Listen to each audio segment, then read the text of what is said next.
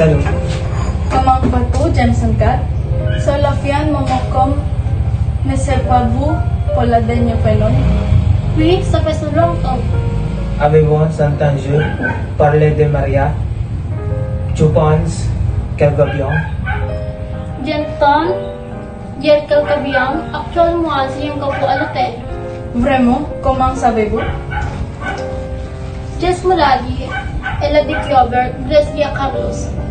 Donc, elle a déjà réussi, j'espère, qu'elle va bien seule à Singapour. Non, elle n'est pas si à Singapore, elle se marilani Pasheng. J'espère qu'elle se souvient encore de nous et nos invita son voyage. Attendons, espérons. Suis sûr qu'elle se souvient encore de nous.